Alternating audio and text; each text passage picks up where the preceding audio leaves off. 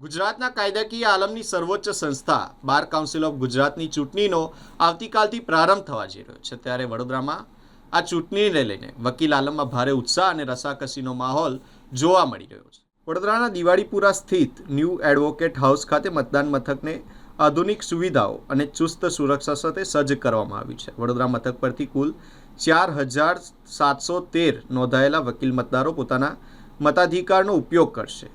આ ચૂંટણીની ખાસ વાત એ છે કે મતદાનમાં કુલ 99 ઉમેદવાર છે, જેમાંથી મતદારોએ પોતાની પસંદગીના 23 ક્રમાંક મુજબ મતદાન કરવાનું રહેશે। આ જટિલ ગણાતી મતદાન પ્રક્રિયા માટે છેલ્લા ઘણા દિવસોથી વકીલોમાં જાગૃતિ અને પ્રચાર અભિયાન ચલાવવામાં આવ્યું હતું।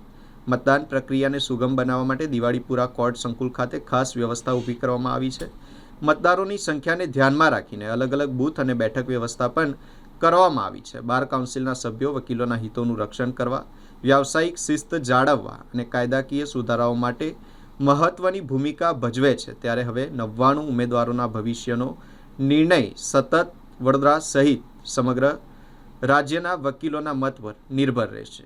નમસ્કાર દર્શક મિત્રો, આવતીકાલે રાજ્યભરમાં બાર કાઉન્સિલરો ઓફ ગુજરાતનું ઇલેક્શન યોજાવા જઈ રહ્યું છે। અત્યારે હું દિવાળીપુરા કોર્ટ સંકુલ ખાતે ઉપસ્થિત છું। દિવાળીપુરા એડવોકેટ હાઉસ ખાતે તડામાર જે તૈયારીઓ છે તે ઇલેક્શનને લઈને કરી દેવામાં આવી છે। આપ દ્રશ્યમાં જોઈ રહ્યા છો કે અહીંયા તમામ જે મતદારો અહીંયા આવે ને તેમને કોઈ જાતની અગવડતા ના પડે તેવી તમામ પ્રકારની વ્યવસ્થા અહીંયા કરી દેવામાં આવી છે। અને હાલ જે રીતના આપણે સાથે ચૂંટણી અધિકારી હિતેશભાઈ છે તેમની સાથે વાત કરીશું અને વધુ વિગતો જાણીશું કે આ ચૂંટણી કેવા પ્રકારની હોય છે, કેવી રીતના મતદાન કરવાનું હોય છે। આપણી સાથે ચૂંટણી અધિકારી છે સાહેબ, સ્પાર્ક ટુડે ન્યૂઝમાં પહેલાં તો આપનું સ્વાગત છે। આ ચૂંટણી પ્રક્રિયા કેવી પ્રકારની યોજાય છે, કેવી રીતના મતદાન કરવાનું હોય છે, મતદારોને કેવી રીતના આમાં કોઈ જાતની અગવડતા ના પડે તેના માટેની ખાસ તકેદારી રાખવામાં આવી છે? આવતીકાલે બાર કાઉન્સિલ ઓફ ગુજરાતનું ઇલેક્શન છે।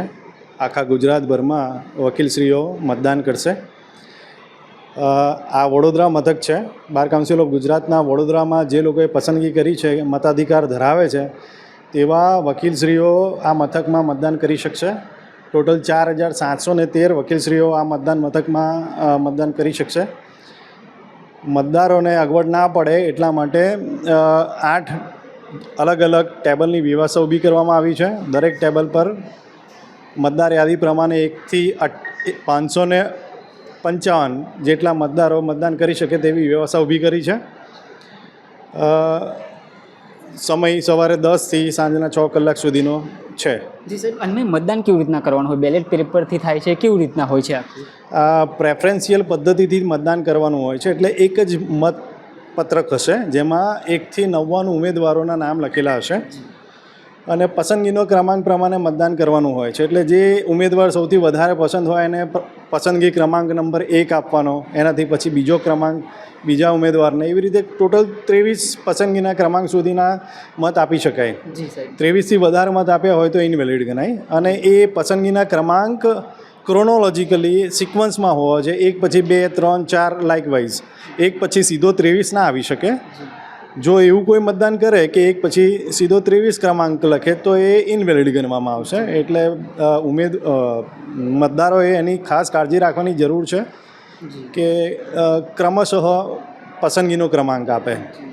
બીજું કે તમે શરૂઆત પ્રેફરન્શિયલ મત આપવાની ગુજરાતીમાં શરૂઆત કરી હોય તો 1 થી કરી હોય તો એ ગુજરાતીમાં જ રાખો, અને જો અંગ્રેજીમાં શરૂઆત કરી હોય લખવાની તો અંગ્રેજીમાં જ રાખો। બીજું કે 1ની આગળ 0 લગાવવાની જરૂર નથી, એટલે 1, 2, 3, 4 એ રીતે પસંદગીનો ક્રમાંક આપી શકાય છે। સાહેબ, 99 ઉમેદવાર 23 જણને પસંદગી કરવાની છે, આખું કેવી રીતના મેનેજમેન્ટ કેવી રીતના થશે તમારા દ્વારા? 4713 મતદારો મતદાન કરશે। એક ટેબલ રાખીએ તો ઘણો કેઓસ અને થોડું ભેગું થઈ જાય એવું છે, માટે અમે લોકોએ અલગ અલગ ટેબલોની વ્યવસ્થા કરી છે।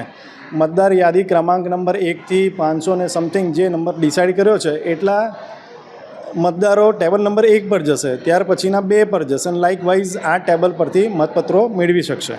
સાહેબ, શાના કેન્ડિડેટ માટેનું આ મતદાન હોય છે? કેન્ડિડેટ નથી હોતા. કોઈ આમાં ટોટલ 99 જણ ઊભા છે, એમાંથી ચૂંટણી કરવાની છે, એમનાથી ઉમેદવારોને પસંદ કરવાના છે, પસંદગીનો ક્રમાંક આપવાનો છે.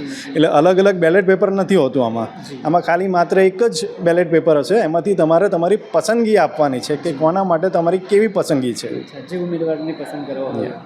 જે ચોક્કસથી દર્શક મિત્રો, અત્યારે જે રીતના આપણે જે મતદાન મથક છે તેની અમને તૈયારીઓ આપણે બતાવી રહ્યા છે. જે રીતના આવતીકાલે અહીંયા ચૂંટણી યોજાશે. બરોડા બાર કાઉન્સિલરનું જે મતદાન છે તે વહેલી સવાર 10 વાગ્યાથી શરૂ થઈને સાંજે 6 વાગ્યા સુધી આ મતદાન પ્રક્રિયા ચાલશે. તમામ મતદારોમાં પણ અનેરો ઉત્સાહ છે, ઉમેદવારોમાં પણ અનેરો ઉત્સાહ છે. અને વડોદરા ના જે ચૂંટણી અધિકારીઓ છે તે દિવાળીપુરા કોર્ટ સંકુલ ખાતે તમામ જે તૈયારીઓ છે તે અત્યારે કરી દેવામાં આવી છે.